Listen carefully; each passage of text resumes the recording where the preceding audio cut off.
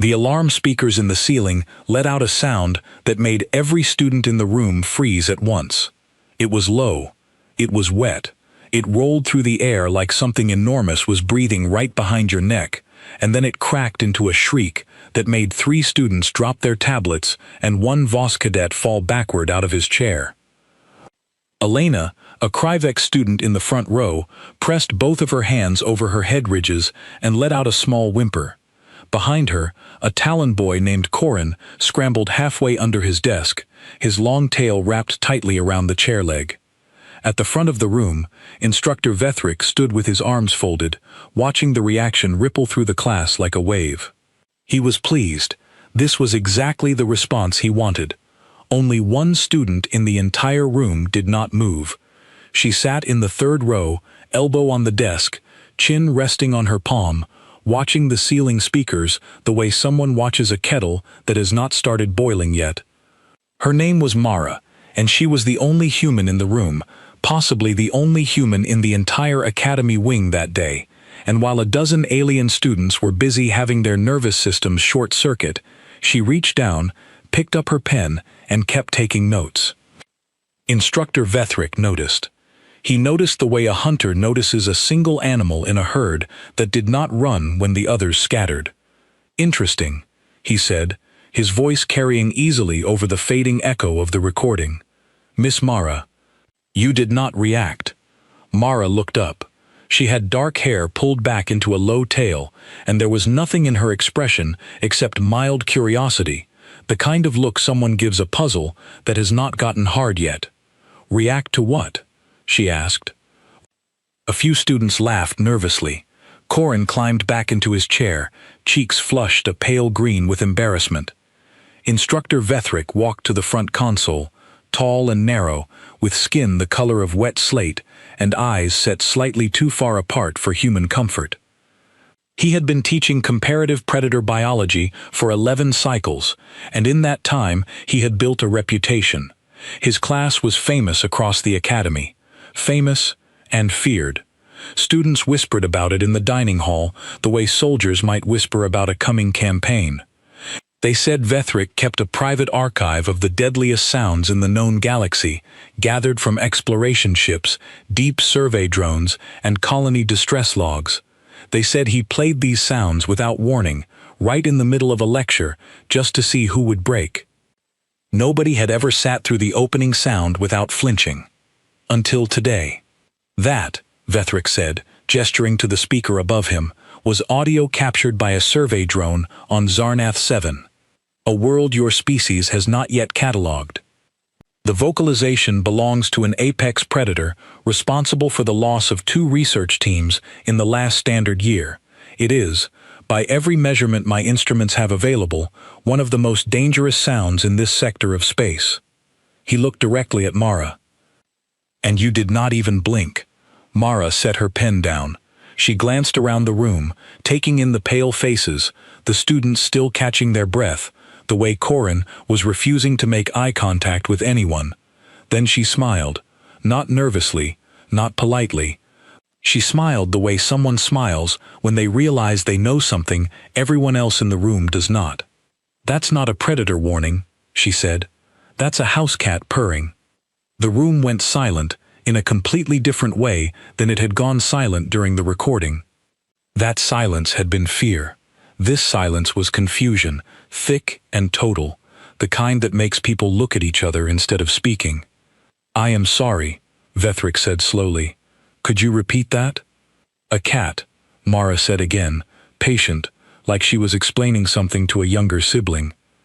"A house cat. It's a small animal we keep as a pet on Earth. That sound, the low rumbling part at the start, that's called purring. Cats do that when they're happy. Sometimes when they're hurt too, but mostly when they're happy. Really happy, actually. It usually means you're about to get head bumped or somebody wants dinner early." Elena turned around in her seat, her eyes wide. That was not a happy sound. That was the worst thing I have ever heard. "It's a nice sound where I'm from," Mara said with a small shrug. "My cat does it every night when I get home.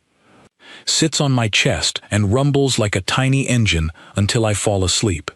Vethric's long fingers tightened slightly against the edge of the console. He had played this recording in front of 11 separate classes over 11 cycles. He had watched hardened Voss warriors freeze at the first 3 seconds of it. He had watched a Talon senior, a young man who had survived actual predator encounters during a wilderness survival trip, ask to leave the room. He kept a chart, an actual chart, tracking flinch response times across species, and this recording sat near the top of it every single year. And this human girl, barely out of her adolescent growth phase by Earth standards, had just compared it to a household pet that apparently slept on her chest. "You are certain," he said carefully, "that this is the sound you are describing, not a similar sound." "This exact recording. The rumbling part, definitely," Mara said. "The end part, where it goes into that higher-pitched crack, I don't know that one. That might be something else layered in. But the low part at the beginning, 100%, that's purring. You could play me 100 different versions of that sound, and I'd know it every time. I grew up with 3 cats in the house." A student in the back, a lanky Voss boy named Dorian, raised his hand halfway before speaking, without waiting to be called on. "You keep predators. In your house. On purpose. They're not really predators anymore. Not in the way you mean," Mara said. "I mean, technically, sure, cats will absolutely still catch things if you let them outside. Mine brought me half a bird once, and looked very proud about it. But mostly, they just sleep 16 hours a day and complain if their food bowl is less than half full." The class did not know how to respond to that.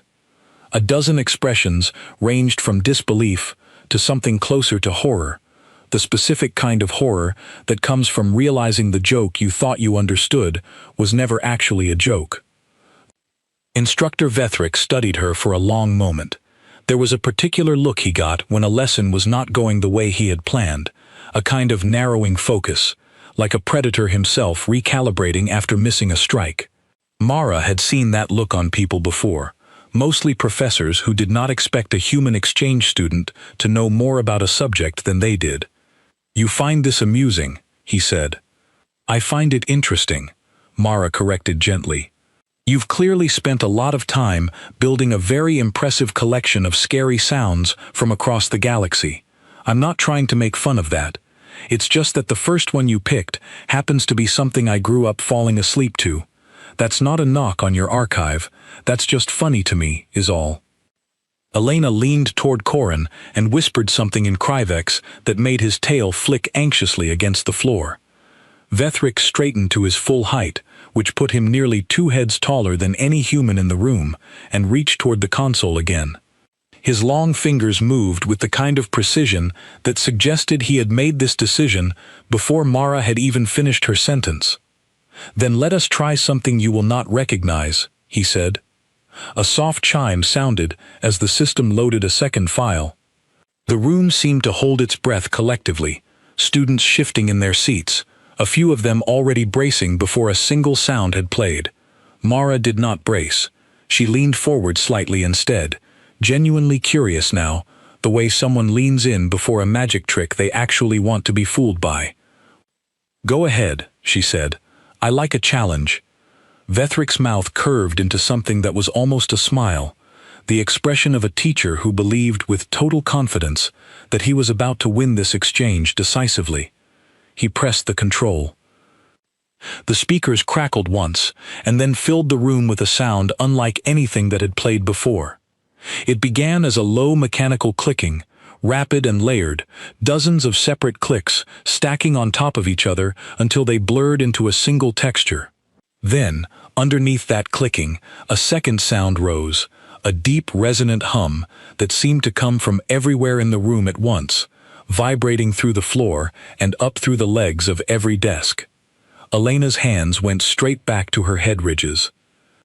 Corin did not bother trying to look brave this time, sliding fully under his desk with his tail curled tight against his body. Even Dorian, who had spoken up so confidently a moment earlier, went pale and gripped the edges of his desk with both hands. The sound climbed higher, the clicking accelerating into something almost like a scream, if a scream could be made of 1,000 tiny mechanical parts grinding together, and then it cut off all at once, leaving a ringing silence in its wake. For a long moment, nobody in the room spoke. Mara sat with her head tilted slightly, one eyebrow raised, the exact expression of someone listening to a song they had heard part of once, but could not quite place. "Huh," she said. "Okay. That one I genuinely don't know." A wave of relief seemed to pass through the room, several students exhaling audibly, as if Mara, finally reacting like a normal person, had restored some sense of order to the universe. Vethric allowed himself a small, satisfied breath. "That," he said, "is authentic predator vocalization recorded from a species that has, to date, ended contact with every survey team sent to study it. There is no confirmed visual record of the creature, only that sound and the silence that follows it." Mara nodded slowly, still turning the memory of it over in her mind. "Yeah, that's new to me. I'll give you that one." She paused, then added, almost to herself, "Though if I'm being honest, it kind of sounds like it's compensating for something." A single laugh burst out from somewhere in the middle of the room before the student could stop it.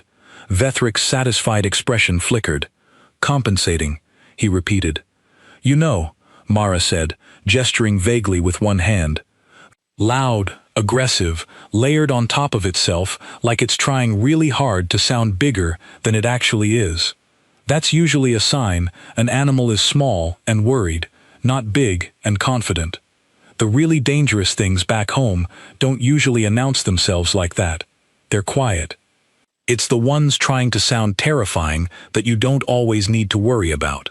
The room had gone from frightened to something else entirely, a kind of uneasy fascination, the sense that the lesson had quietly slipped out of Vethric's hands and into somewhere none of them had expected it to go. Vethric's fingers hovered over the console for a long moment. He was recalculating, the way any good instructor recalculates when a demonstration does not land the way it was designed to. He had spent 11 cycles building this reputation, this careful architecture of fear meant to prepare young minds for the dangers scattered across a violent galaxy, and in the span of 2 recordings, a single human exchange student had turned his opening lesson into something closer to a conversation about house pets. He looked at Mara for a long moment, studying her the way he might study a specimen that refused to behave according to established data. "You have more to say on this subject," he said. It was not quite a question. Mara considered that, glancing briefly around the room at the shaken faces still recovering from the second recording, then back at her instructor with the same easy, unbothered expression she had worn since the very first sound had played. "I might," she said. "If you're willing to keep going." Vethric's eyes narrowed slightly, and something in the set of his shoulders shifted, a decision forming behind them. Whatever he had planned for the rest of the lecture, it was clear now that plan had changed. "Very well," he said, turning back toward the console, his voice carrying an edge that had not been there before. "Let us continue."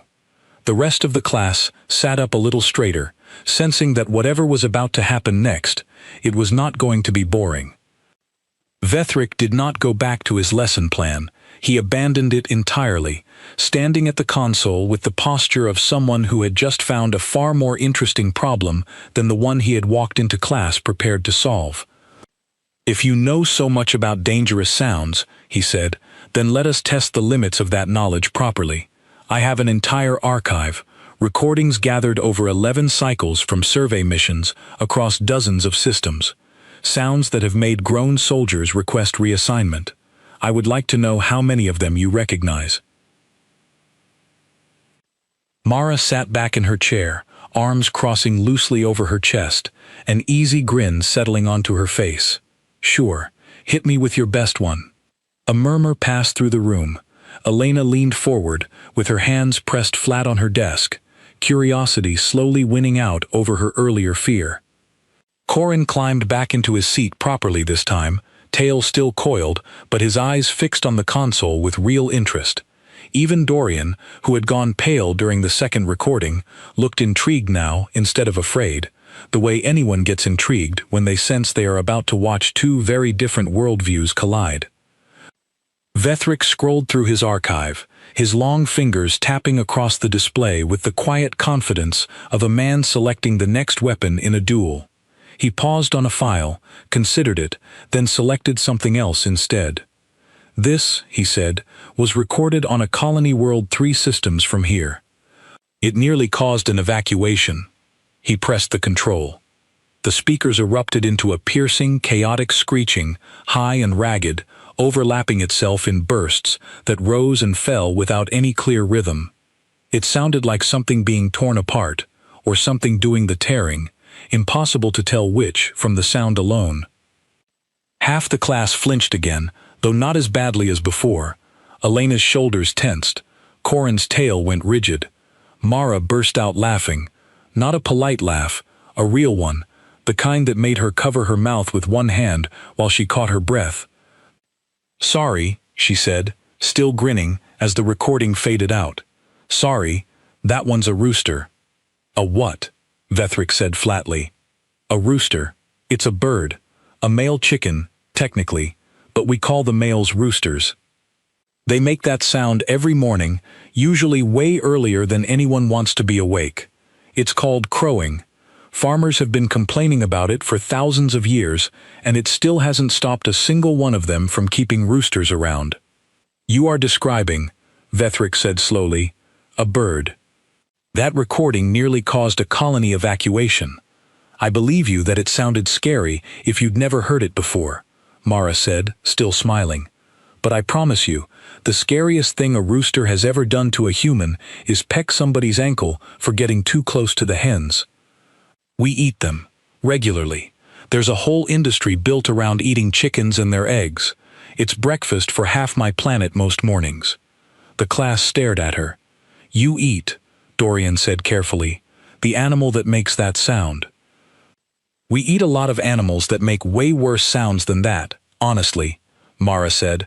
"Chickens are actually pretty low on the list of scary things we casually keep around. That one's basically a lawn ornament that occasionally becomes dinner." Vethric's expression had settled into something unreadable, a mixture of professional frustration and something that might have been grudging fascination. He selected another file. "Let us try something with more mass behind it," he said. This recording was captured by a survey team studying a forested region on a temperate world. The vocalization was accompanied by significant ground tremors, recorded independently by seismic sensors nearly a kilometer away. He played it. A deep, percussive thumping filled the room, rhythmic and heavy, each impact rattling faintly through the floor. It sounded enormous, the kind of sound that made you instinctively think about how much bigger the thing making it must be than you. This time, nobody flinched too badly. The class had started to brace itself for disappointment, watching Mara instead of the speakers. She was already nodding before the recording even finished. "That's a gorilla. Chest beating. They do that to show off, mostly. Warn off rivals, impress potential mates, sometimes just because they're excited about something. It looks incredibly dramatic in person, from what I've seen in videos. All that thumping and posturing, and most of the time nothing violent happens at all. It's mostly noise. You have footage of this creature," Vethric said. "Tons," Mara said. "There's a really famous one, actually. A gorilla we kept at a wildlife park for decades. Big guy, huge personality, honestly kind of a celebrity where I'm from. We named one of our biggest, most impressive apes after him as a joke. Actually, this massive fictional creature in one of our old movies. And regular people, little kids even, get to go stand near actual gorillas at wildlife parks all the time. Behind glass, obviously, they're still big and strong enough that you don't want to test that directly, but it's not exactly a secret terror, it's a school field trip." Elena made a small sound of disbelief. "A school field trip. With snacks, usually," Mara said. "There's normally a gift shop too." The room had gone quiet, in a new way now. the kind of quiet that comes from a group slowly rebuilding its entire understanding of a topic in real time. Vethric stood very still at the console, staring at the display like it had personally betrayed him. "One more," he said, his voice a shade tighter than before, "and this time I have chosen something I am confident about." He did not explain the recording before playing it this time. He simply pressed the control, and the room filled with a long, rising howl, mournful and layered, several distinct pitches weaving together and echoing as though captured somewhere with open, empty space stretching far in every direction. The reaction in the room was different this time, quieter, more unsettled than frightened. There was something genuinely haunting about the sound, an ache buried inside it that made even Mara pause for a moment before she answered. "Wolves," she said finally, her voice softer than it had been for the other recordings. "That's wolves howling. It's how they talk to each other across long distances, keep the pack together, sometimes just because the moment calls for it. It's actually one of the more beautiful sounds we have back home, honestly. People go out of their way to hear it." "Beautiful," Vethric repeated, as though the word itself did not compute. "There's something about it," Mara said, and for the first time since the class began, her voice carried a note of genuine feeling rather than easy confidence. "I heard it once, camping with my family when I was a kid, middle of the night, out in the mountains, this whole pack calling to each other from somewhere far off in the dark. I remember being scared for about 10 seconds, and then just being amazed. My dad said it was one of his favorite sounds in the world." She paused, then added, almost as an afterthought, the kind of detail that lands harder than anything said with intention. "We didn't stop there either. We took the wolves' smaller cousins and brought them inside. Dogs, we call them now, but they came from the same family as what you just played. Some of them sleep in people's beds every night. Mine used to steal half the blanket, and I never once minded." The room had gone completely silent. It was not the silence of fear this time, not the frozen stillness that had followed the first two recordings. It was the silence of a group of students, slowly realizing they were looking at something far stranger and far more significant than a single lucky guess or a coincidence of species knowledge. 4 recordings, chosen from an archive built over 11 cycles specifically to unsettle even hardened students, and this one human girl had responded to each of them, not with fear, but with something closer to nostalgia. Elena was the one who finally broke the silence, her voice small and careful. "Every single sound you have identified," she said, "belongs to something your species chooses to keep close, on purpose, in your homes, around your children." Mara considered that for a moment, glancing around the room at the faces watching her, really watching her now, the way you watch something once you realize you might have misjudged its size. "I guess when you put it that way," she said slowly, "yeah, that's basically it." Corin's tail had gone still entirely, no longer coiled in fear, but simply motionless, the stillness of deep thought. "What does that mean?" he asked quietly. "About the rest of your planet?" Nobody answered right away. Vethric stood at the console, his earlier confidence replaced by something more careful, more calculating. The look of an instructor who has just realized his lesson plan has revealed something he had not intended to teach. "That," he said finally, "is an excellent question."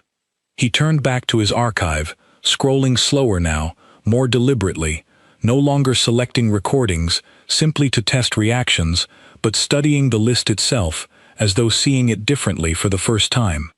There were dozens of files remaining, hundreds, collected across 11 cycles from 100 different worlds, each one chosen because it represented something the wider galaxy agreed was dangerous, something worth fearing, something worth teaching young minds to recognize and respect. He wondered, for the first time in 11 cycles of teaching this exact class, how many of them a human would recognize as something else entirely. "Let us find out," he said, mostly to himself, and pressed play on the next file before anyone in the room had time to brace for it. The 5th recording began with a low hissing, sharp and continuous, rising every few seconds into a sudden snap, like something striking out and retreating in the same breath. Mara's grin came back instantly. Snake. Probably a big one, based on how deep that hiss is. We've got thousands of species of those. Some people are terrified of them. Honestly, it's one of the most common fears we have. But plenty of others keep them as pets too. I had a friend in school who had one curled up in a tank in her bedroom, fed it mice once a week. In her bedroom, Corin repeated, his voice faint. Right next to her bed. Yeah, Mara said. She used to let it wrap around her arm during lunch sometimes, freaked out half the cafeteria. She thought that was funny. Vethric did not comment. He simply selected the next file, his expression unreadable now, a scientist collecting data, rather than a teacher trying to win an argument.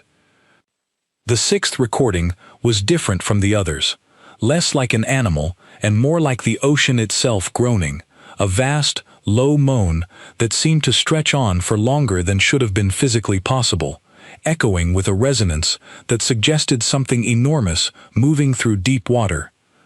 The room tensed in a way it had not tensed for the previous sounds.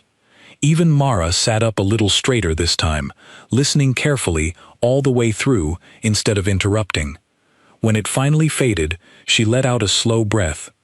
Okay, that one I actually know, and it's not a small thing. That's a whale. A big one. Probably one of the largest animals we have on the entire planet. That call can travel for miles underwater. It's not really a threat sound though, not usually. Whales mostly use those calls to communicate, sometimes to find each other across huge distances. They're not predators in the way you probably mean it. Some of the biggest ones don't even have teeth. They just filter tiny creatures out of the water all day. An animal of that size, Vethric said, poses no danger. I didn't say no danger, Mara clarified. If one of those things decided to breach right on top of your boat, you'd have a very bad day, purely from the size of it. But it's not hunting you. It's just enormous, and mostly indifferent to your existence. We actually go out on boats, specifically to watch them. People pay a lot of money for that. It's considered one of the most beautiful things you can see in nature. Vethric's jaw tightened almost imperceptibly. He moved to the seventh file. This one was shorter, a series of sharp clicking and clattering sounds accompanied by a rattling hiss, aggressive and fast, the kind of sound that made you want to take a step back, even through a recording.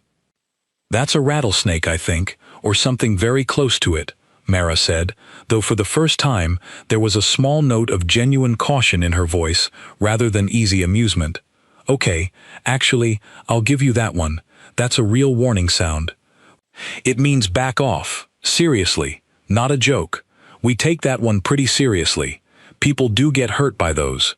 It's one of the few sounds on your list so far that actually means what you think it means. Vethric seemed to perk up slightly at that, some small satisfaction returning to his posture. So there are limits to your species' comfort. Sure, Mara said, we're not stupid about everything. There's a difference between an animal that's mostly bark, so to speak, and one that's genuinely telling you to leave it alone. We learn the difference pretty early. Usually the hard way. Honestly, some kid in every generation has to touch the wrong bush and learn that lesson personally. A ripple of nervous laughter moved through the class, quieter now, tinged with something more thoughtful than before. Vethric cued the eighth recording, his fingers moving with less confidence than they had at the start of class. This one crackled and popped, a strange, dry rustling sound punctuated by sharp clicks that seemed to come from multiple directions at once. Mara frowned, actually pausing this time before answering. That one's harder. Give me a second. The class watched her, waiting, the room quieter than it had been since the lesson began. For the first time, nobody was bracing for a reaction to the sound itself. They were bracing for her answer. I think, Mara said slowly, that might be some kind of insect. A big group of them, maybe. We've got things like that too, actually, insects that swarm in huge numbers and make sounds like that. Locusts, maybe, or something similar. Those can actually be a real problem, honestly, not because any single one of them is dangerous, but because there can be so many of them at once that they strip entire fields bare in a matter of hours. Farmers genuinely fear that one. That's not a joke to us. So an insect concerns you more than an apex predator, Vethric said, something almost like interest creeping back into his tone. Numbers change everything, Mara said. One of something small is nothing. A few billion of something small moving together is a different story entirely. That's honestly true for us too, if you want to know the real answer. Vethric went still at that, his eyes narrowing slightly, as though she had just handed him a thread worth pulling. Explain, he said. Mara considered the question for a moment, glancing around the room at the faces still watching her closely. I mean, a single human isn't especially dangerous, compared to a lot of things out there. We're not that fast. We're not that strong, not compared to a lot of the creatures on our own planet, let alone what's probably out here in the galaxy. On our own, one of us against a big predator is not exactly a fair fight. And yet your species has kept several such predators as household pets, Vethric said. Right, because we didn't do it alone, Mara said. We did it in groups. That's kind of the whole story of my species, honestly. If you boil it down, nothing about us individually is that impressive. What's different is that we don't really do anything alone. We plan together, we build together, we solve problems together, generation after generation, passing down what worked and fixing what didn't. A single wolf can take down a single human without too much trouble. A group of humans took an entire species of wolf and turned them into something that fetches sticks. The room had gone quiet again, but it was a different kind of quiet now, less about fear and more about the slow, uncomfortable process of recalculating an entire assumption. Elena spoke up first this time, her voice careful. You are saying the danger was never really about any one predator sound. It was about what happens once your species decides something is a problem worth solving together. That's a good way to put it, actually, Mara said, looking genuinely impressed. Yeah, pretty much. Vethric had gone very still at the console, his long fingers hovering over the archive without selecting anything new. He was looking at Mara now the way a strategist looks at a battlefield map that has just revealed an enemy position far larger than initially reported. How many of these recordings, he said slowly, would your species regard as a genuine threat? Not a curiosity, not a pet. An actual, immediate danger requiring action. Mara thought about it seriously this time. No easy grin, no quick answer. She tapped one finger against the desk, running back through everything she had heard. Honestly, she said, probably just the two. The one you played second, the mechanical one nobody's ever gotten a clear picture of, and maybe the rattlesnake sound, if I was actually standing close enough to hear it in person rather than through a speaker. Everything else you've played has been something we either domesticated, hunted, studied, or just learned to live alongside without too much trouble. 2, Vethric repeated, out of 8. To be fair, your archives probably weighted toward things that are genuinely dangerous to other species, Mara said, trying to soften it slightly. It's not that we're braver or better than anyone else. We just have a very different relationship with fear than maybe you're expecting. A lot of the things you're playing sound scary because you don't have the context for them. We've got thousands of years of context. Somebody, somewhere in our history, already met that thing, wrote down what happened, and passed the lesson forward. By the time most of us hear one of those sounds, the fear part's already been figured out for us, generations ago. Corin leaned forward slowly, his earlier fear entirely gone now, replaced by something closer to unease. What sound, he asked, still scares you? Personally, right now. Something without all that context already figured out. The room turned toward Mara, and for the first time since the class began, she did not answer immediately. She sat back in her chair, genuinely thinking, her earlier easy confidence replaced by something more careful, more honest. The silence stretched long enough that a few students started to shift uncomfortably in their seats, wondering if they had finally found the crack in her certainty. "I'm actually trying to think of one," she admitted finally. "Give me a second, this is harder than it should be." Vethric watched her closely, his earlier frustration giving way to genuine scientific curiosity. Whatever he had expected from this lesson when he walked into the room, it had not been this. A slow, careful mapping of an entire species' relationship with danger, built one recording at a time. "There has to be something," he said, not unkindly now, more like a colleague pressing a genuine question than an instructor trying to win a point. "Every species has a sound that reaches past their accumulated context and touches something older." Mara nodded slowly, still thinking, and for a moment the whole class leaned in slightly, waiting. "There is one thing," she said finally, her voice quieter than before, carrying a weight that had not been in the room until that exact moment. "But it's not really a sound at all, it's kind of the opposite of one." Vethric's eyes narrowed with genuine interest now. "Explain."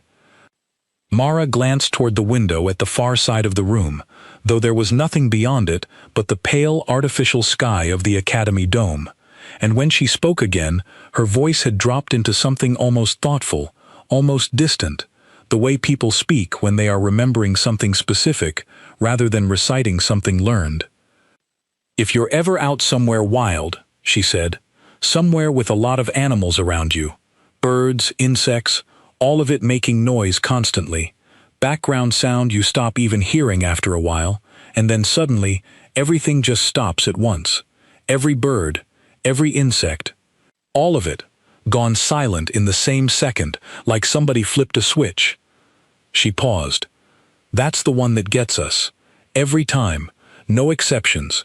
Doesn't matter how much context you've got, how many generations of stories got passed down to you, that specific silence goes straight past all of it."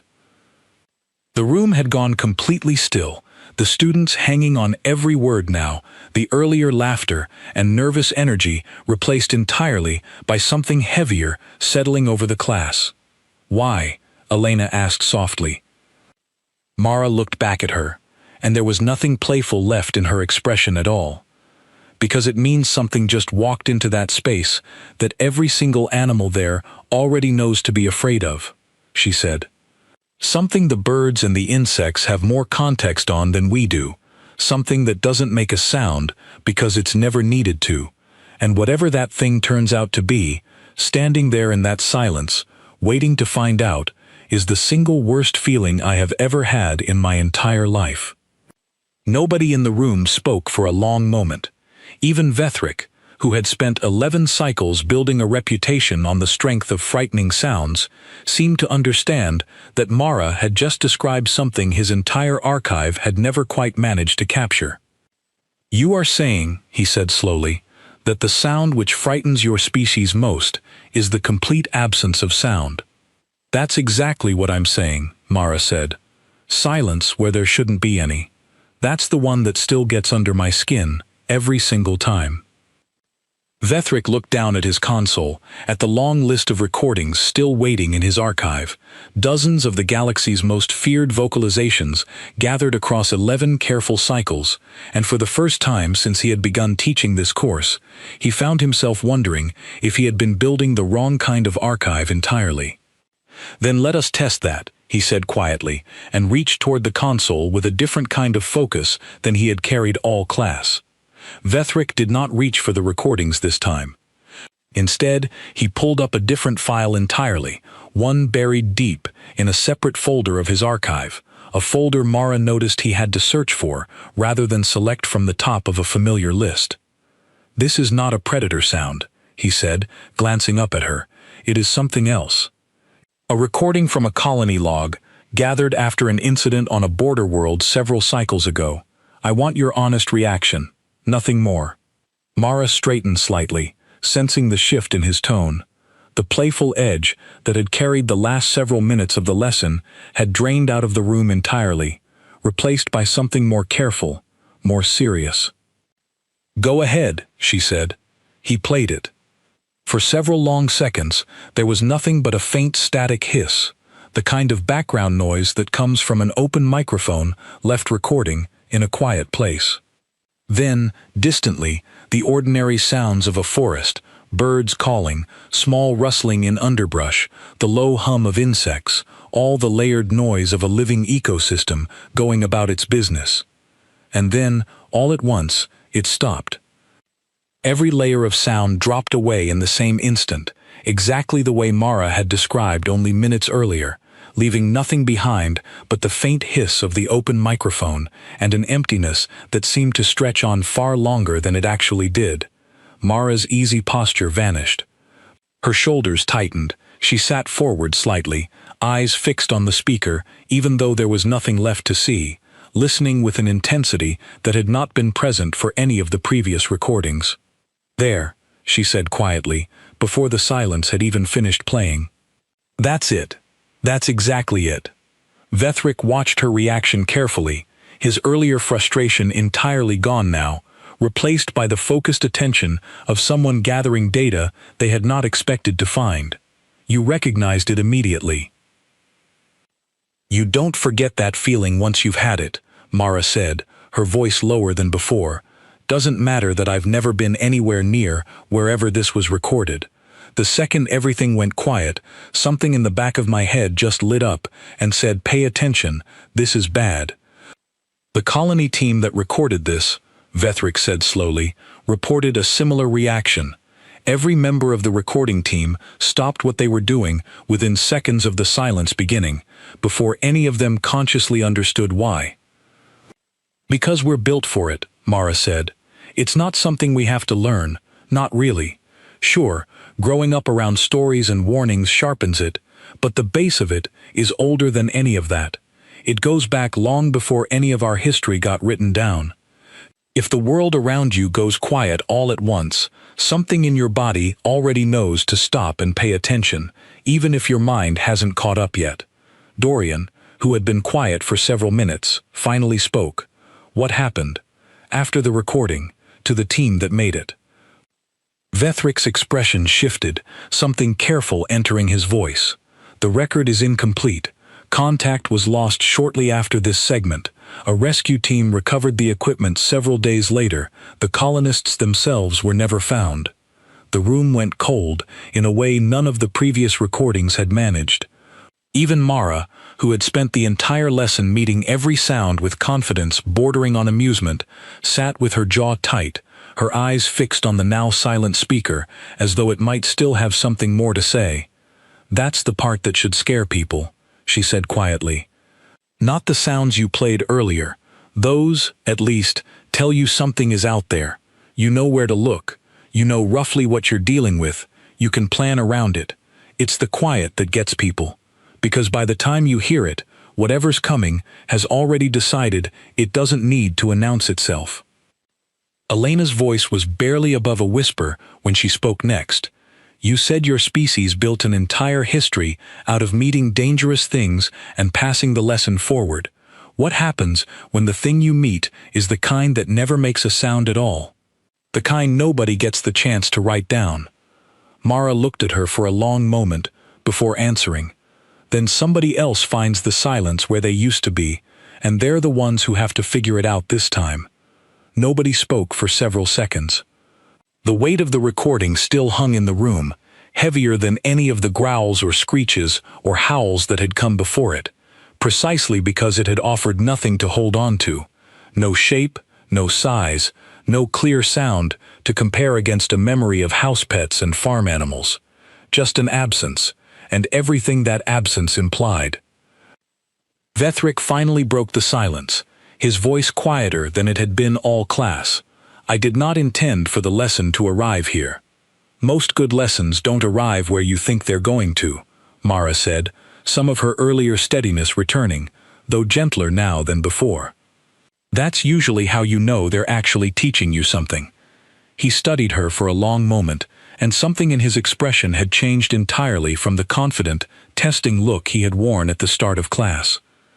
It was closer now to genuine curiosity, the kind that comes from realizing a subject is far larger and far stranger than the syllabus had prepared him to teach.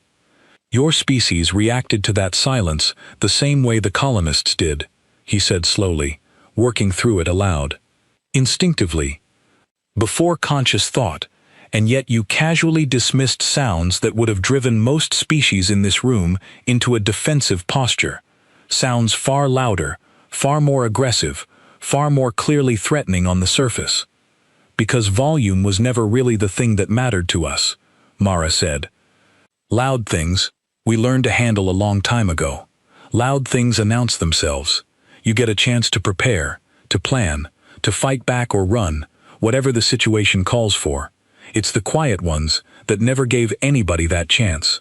Those are the ones that actually shaped us, more than any of the things that made noise ever did. Corin's tail had gone completely still again, coiled tight beneath his desk, and when he spoke, his voice carried none of the fear from earlier, only a kind of careful, dawning understanding. So the sounds in your instructor's archive, he said slowly, the ones meant to represent the most dangerous things in the galaxy. To your species, those are mostly just noise, warnings you already know how to read. Pretty much, yeah, Mara said. And the thing that actually frightens you, Corin continued, is not in that archive at all, because it does not make a sound to record. The room had gone very quiet again, though this time it was not the silence of fear, it was the silence of an entire class quietly rearranging what they thought they understood about a species most of them had assumed, until this exact hour, to be one of the more unremarkable additions to the wider galactic community. Humans, as far as most of the students in that room had been taught, were curious, unusually social, prone to strange affections for dangerous animals, but ultimately unremarkable in terms of raw capability. A species worth studying the way you might study any newly contacted culture, interesting but not especially significant. That assumption was not holding up particularly well anymore. Vethric returned to his console, though he did not reach for the archive this time. Instead, his fingers moved slowly, almost absently, across a different set of files entirely, ones Mara could not see from where she sat. When he finally looked up again, there was a new kind of focus in his expression, the look of a teacher who has just realized the most important part of the lesson had not yet even begun. There is one recording remaining in today's archive, he said. I had not planned to play it. It is unlabeled. Flagged by 3 separate exploration vessels as an extreme threat requiring immediate withdrawal, though none of the ships that recorded it ever identified a source. I saved it for the end of the lesson as a closing exercise, something for the class to attempt identifying on their own without my guidance. He glanced at Mara, something almost like a question in his expression now, though he did not ask it aloud. Given everything this class has learned in the last hour, he said instead, I find myself genuinely curious what you will make of it. Mara sat up a little straighter, her earlier discomfort from the silence recording, settling into something steadier, more focused, the same easy readiness she had carried since the very first sound of the class.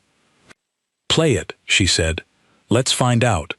Across the room, Elena and Corin exchanged a glance, and even Dorian, who had spent most of the lesson watching from a cautious distance, leaned forward slightly in his seat. Whatever confidence the class had carried into the room at the start of the hour had long since been replaced by something far more attentive, far more uncertain, the collective sense that whatever came next was going to matter far more than anyone had expected when the lesson began. Vethric's hand hovered over the final file for a moment longer than any of the others, and then, without another word, he pressed play. The speakers filled with sound, and this time it was unlike anything that had played before it. It began low, a rolling wave of noise that did not belong to any single voice or creature, but to hundreds, perhaps thousands, all layered together into something that pulsed and surged like a living thing breathing in and out. It rose and fell in waves, sometimes swelling into a roar that seemed to shake the walls, sometimes dropping into a rhythmic chant that repeated over and over, structured, deliberate, unmistakably organized in a way none of the previous recordings had been. Elena's hands flew to her head ridges immediately. Corin's tail snapped rigid beneath his desk. Even Dorian, who had grown steadily calmer over the course of the lesson, sat frozen, his eyes wide as the sound built and built, wave after wave crashing over the room, with no clear end in sight. Vethric stood very still at the console, watching not the speaker, but Mara, waiting.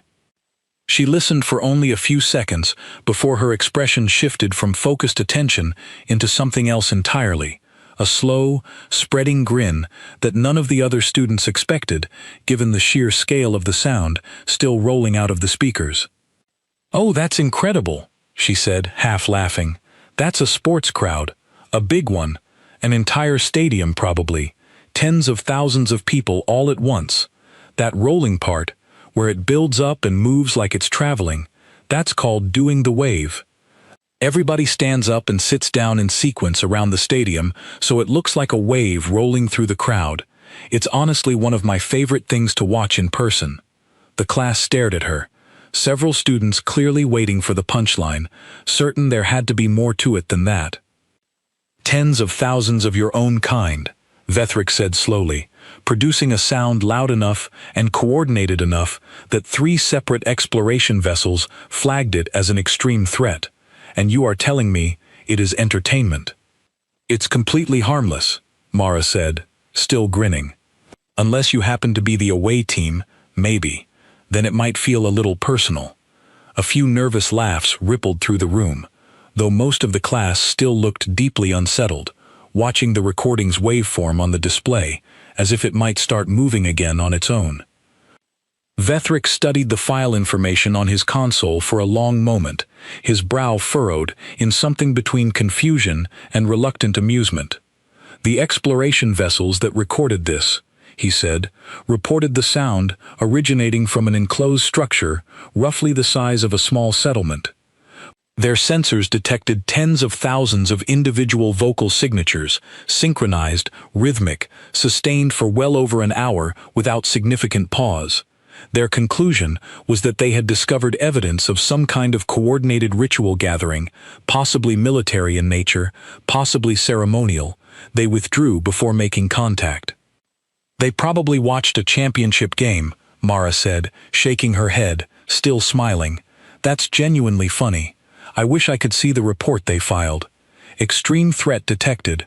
Recommend immediate withdrawal. Source turned out to be 40,000 people arguing about whether a ball crossed a line." The room slowly began to relax, the tension of the last several minutes easing into something closer to disbelief, students glancing at each other and shaking their heads, the same slow recalibration that had followed every previous recording, except this time carrying a strange undertone of relief mixed with the amusement. But Mara's grin faded slightly as the laughter in the room settled, replaced by something quieter, more thoughtful, the same shift that had come over her earlier when she described the silence in the forest. "Though I should say," she added, her voice dropping just enough that the room quieted to hear her properly, "the sound itself isn't really the scary version. That version has a stadium built around it. Seats, exits, security, rules everybody agreed to follow before they walked in. It's controlled, contained. Everyone there chose to be there, and everyone there is having a good time, even the ones losing." She paused, and something in her expression shifted, the easy amusement draining away into something more careful. "The version without the stadium is a different thing entirely," she said. Vethric went very still. "Explain." "That exact sound, that same rolling, layered noise, tens of thousands of voices moving together, rising and falling in waves," Mara said slowly. "That's not unique to sports. It happens anywhere large groups of humans gather around something they all care about at the same time. Celebrations, gatherings, sometimes protests, sometimes, historically, something a lot less friendly than a game. Strip away the seats and the rules and the shared agreement that everyone's just there to watch a ball move around a field, and what you're left with is the exact same sound, produced by the exact same coordination, except now it's aimed at something instead of just celebrating around it. The room had gone completely silent again, the earlier relief draining away as quickly as it had arrived. "You are saying," Vethric said carefully, "that this recording, the one my archive flagged as an extreme threat, was correct, simply for the wrong reason." "I'm saying the exploration team wasn't wrong to be nervous," Mara said. "They were just looking at the wrong version of it. A stadium full of people cheering isn't dangerous. But that same coordination, that same ability to move as one enormous synchronized voice, that's actually the real thing worth paying attention to about my species. Not any single sound, not any single person. It's what happens when a whole lot of us decide to move together, toward the same goal, at the same time. That's the part that's actually built us into everything we've become, good and bad, both. That coordination is the reason we could take a wolf and make it a pet, and it's also the reason those exploration vessels were right to feel nervous, even if they picked the wrong recording to prove it." Nobody spoke for a long moment. Elena's earlier fear had returned, though it carried a different weight now, something closer to genuine reassessment rather than simple alarm. Corin sat very still, his tail resting flat against the floor, his eyes fixed on Mara with an expression that had shifted somewhere between curiosity and quiet respect.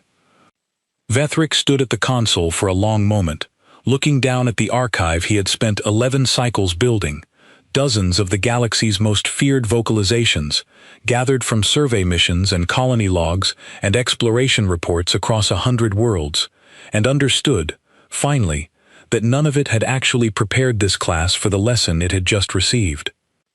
"In 11 cycles of teaching this course," he said slowly, "I have never had a student dismantle my entire archive within a single lecture."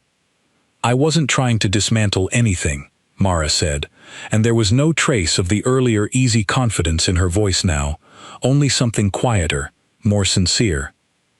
"You built something genuinely useful here. Most of what you played really is dangerous, to most of the galaxy.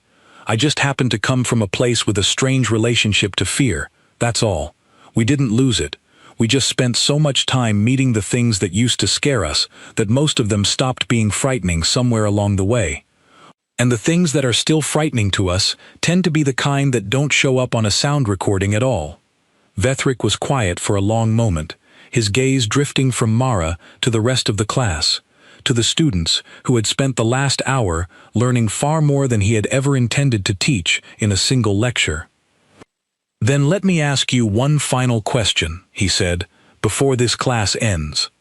Given everything you have told me today, everything your species has apparently tamed, eaten, adopted, or simply learned to live alongside without fear, what should the rest of the galaxy actually understand about humanity? Not the sounds. Not the pets. The truth beneath all of it." Mara considered the question seriously, glancing around the room one more time at the faces that had started the lesson flinching at every recording, and now sat watching her with something closer to genuine attention, the kind reserved for information that actually mattered. "I think," she said slowly, "the truth is that we're not dangerous because of any one thing about us. We're not the fastest, we're not the strongest. Most of what you played today could probably still take one of us down in a fair fight if it really wanted to. What actually matters about my species is that we never stay afraid of the same thing for very long. We study it, we understand it, and eventually we find some way to live alongside it, or use it, or in a lot of cases, just make it a part of the family. That's not really a threat, but I understand why it might look like one, from far enough away, without the context." She paused, and a faint trace of her earlier grin returned, softer now than before. "The only thing you should really be careful about," she added, "is what happens on the rare occasion something actually does scare us, and stays scary, because that means we haven't figured it out yet, and historically, Once we do figure something out, it tends not to stay dangerous to us for very long after that. The lecture hall bell chimed softly overhead, marking the end of the period, though nobody moved right away, the entire class sitting in the aftermath of a lesson that had started with fear and ended somewhere far stranger and far more thoughtful than any of them had expected. Vethric closed the archive slowly, his expression unreadable, though something in the careful way he did it suggested he would be rebuilding a significant portion of it before the next cycle began. "Class dismissed," he said finally, though his eyes lingered on Mara a moment longer than the rest, the look of a teacher who had learned something in his own classroom that no amount of prior research could have given him. Mara gathered her things, slipping her tablet into her bag as the rest of the class filed out around her, still murmuring among themselves, the conversation trailing behind them down the corridor about wolves and roosters and whales and the strange, quiet species that had apparently made pets out of half the galaxy's nightmares. She walked the long path back to her quarters alone, the artificial evening light of the academy dome settling into a soft amber glow overhead, and by the time she reached her door, something small and orange was already waiting on the other side of it, pressed against the frame, tail curled patiently around its own feet.